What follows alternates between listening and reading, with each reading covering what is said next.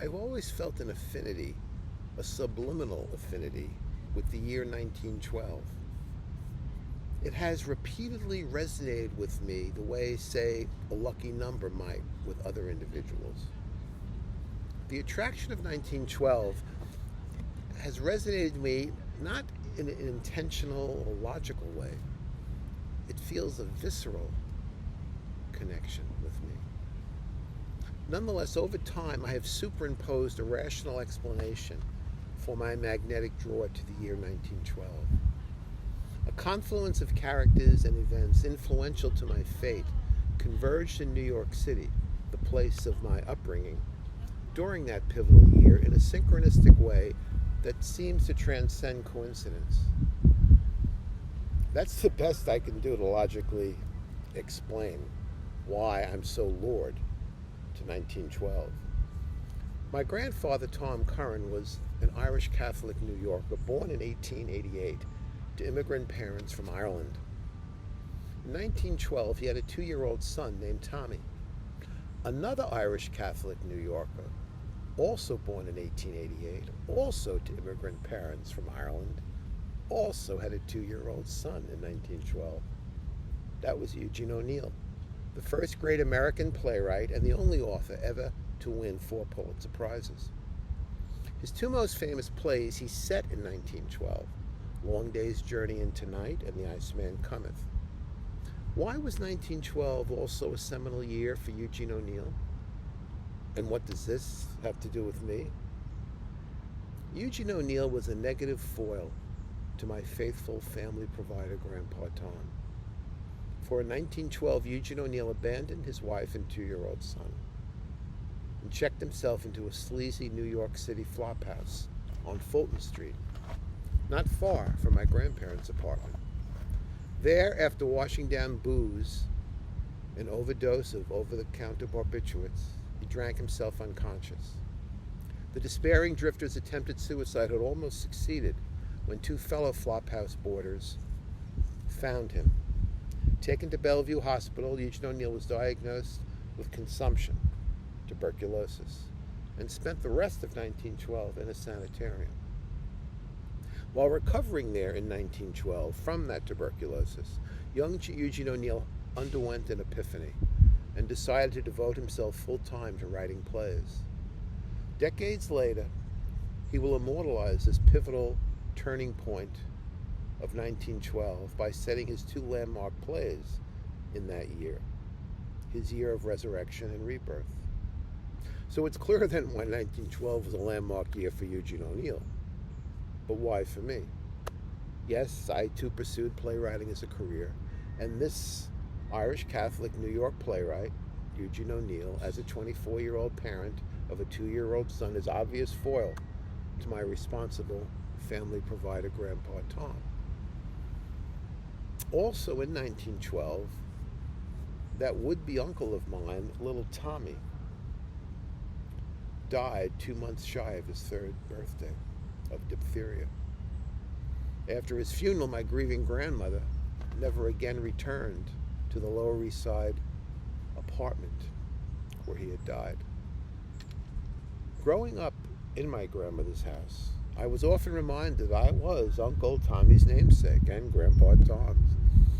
Now, putting aside the synchronicity of family and playwriting with 1912, I discovered yet another reason why 1912 so resonates with me.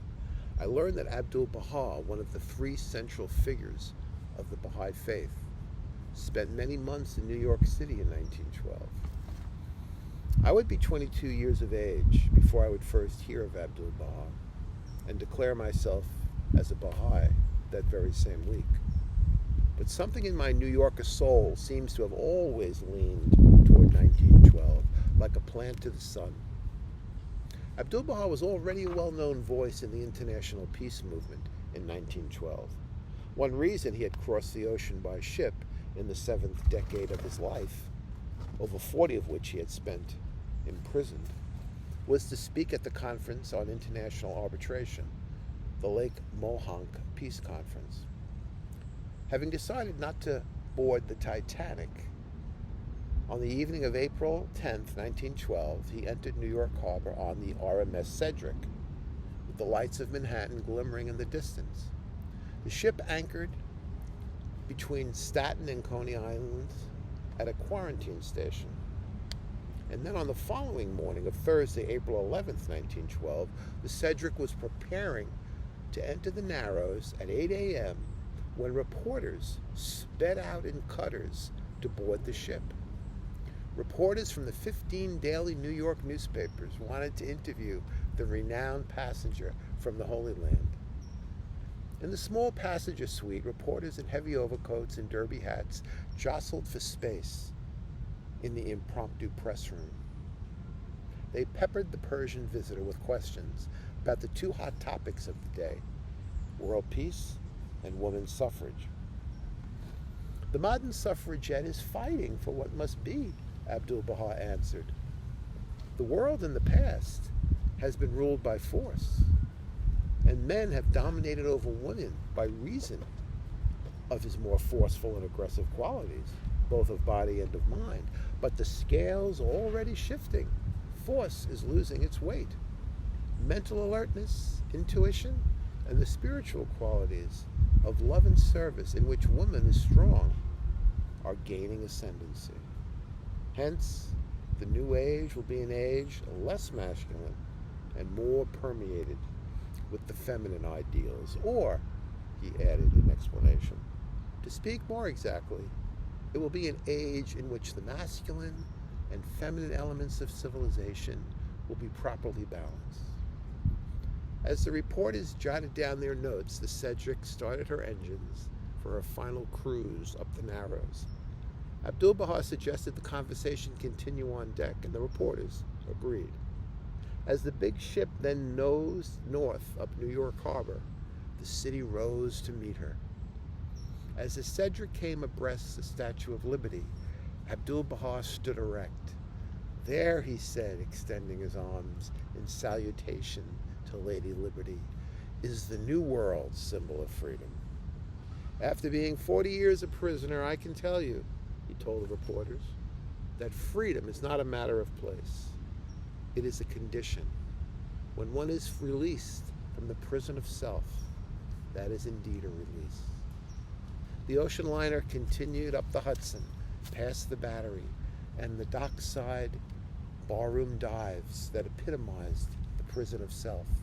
Sleazy joints like Jimmy the Priest's, where Eugene O'Neill was right then going through the defining moment of his life. The Cedric also passed the Lower West Side's 250 waterfront slaughterhouses. But despite the butchered animal blood and grizzle then caking those sidewalks, the meatpacking district would not sink to its worst carnality until the late 1970s, when clubs like Manhole and Mineshaft, celebrating self-imprisonment in the bondage of debauchery, flourished like basilisks, until finally they were shut down by the Board of Health for breeding disease. But the antidote, the exalted vision of the self as noble, was being brought there by Abdu'l-Baha in 1912. His father Baha'u'llah's summons to our higher nature. Noble have I created thee, he wrote, yet thou hast debased thyself. This will enable me, when I become a Baha'i in 1975, to steer clear of the promiscuity of the 1970s and the greed of the 1980s. In that sense, the seed of my own epiphany, like that of Eugene O'Neill, was also planted in 1912. No wonder I'm drawn to that year. That April day in 1912 and the next day, New York City's newspapers headlined the arrival of the Persian prophet and the Persian teacher of world peace. My grandmother, who never read books, most days, I think she did glance at the newspaper, but so I imagine the news of the Persian prophet would have seemed, just 4 days after Easter Sunday, too heathen, if not heretical, to such a devout Irish Catholic woman, whose religion even forbade her from entering a Protestant church. Therefore, I doubt Aggie Curran, a 24-year-old housewife, busy with 2 toddlers, read much beyond the headlines about Abdu'l-Baha, even though his ship had docked less than 2 miles from her home. However, later that week, when Abdu'l-Baha paid a visit to the Bowery Mission, he was only walking distance from my grandparents' apartment. The Bowery had for years epitomized how far a person could fall from the nobility that Abdu'l-Baha says is our true station as human beings. Here, on the Bowery of Manhattan, the dregs of society deposited themselves to die in drunken despair. Some of my most frightening memories as a child occurred at a traffic light 5 blocks from the Bowery Mission, for there lay the stoned, arched entrance to the Manhattan Bridge, the link to my home in Brooklyn.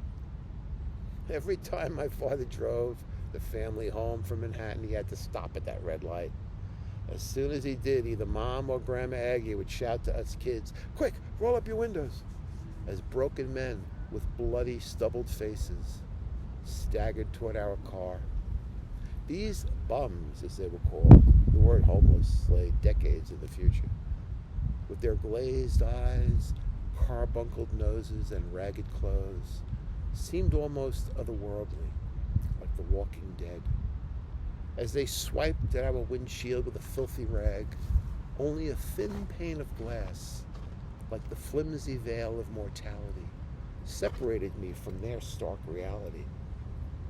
As my father scowled and mumbled, making the windshield worse, the traffic light seemed to take forever to turn to green. When it did, and I, in great relief, turned to look out the back window, I saw the stooped bums still staggering unsteadily in the middle of the street. The city, as we called Manhattan, was a world apart from our Catholic world, or so I thought, and I couldn't wait for the bridge to bring us back across the river to Brooklyn, where I could pretend that I was not other. For unlike my mother and grandmother, so certain they were separate from such a fallen world, even as a child, I seemed to know that although God had created me noble, there, but for the grace of God, go I. In 1912, 5 blocks from that harrowing crossroads where my Dr. Jekyll propriety met my Mr. Hyde possibility, Abdu'l-Baha embraced the shadow I had pushed away. On that April day in 1912, in that evening, at the Bowery Mission, he addressed 400 down-and-out hobos, too poor to even have the price of a drink, to sit in a sleazy bar instead. "Tonight I am very happy," he said in greeting them, "for I have come here to meet my friends. I consider you my relatives, my companions, and I am your comrade. You must be thankful to God that you are poor. For Jesus Christ has said, 'Blessed are the poor.'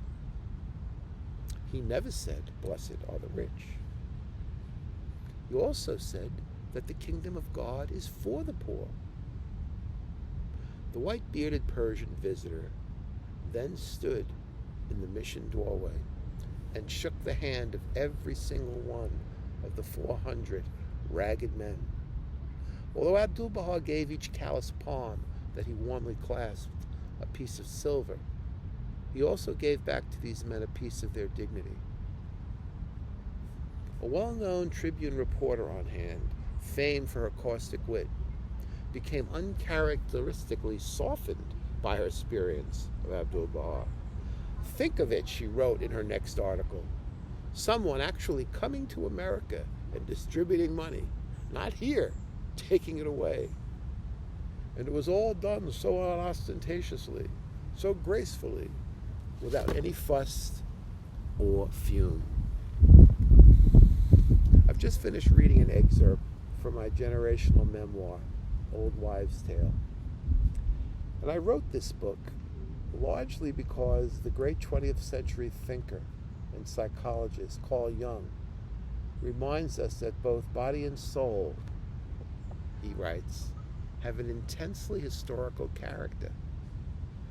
He goes on to say that inner peace and contentment depend in large measure upon whether or not the historical family, which is inherent in the individual, can be harmonized with the ephemeral conditions of the present.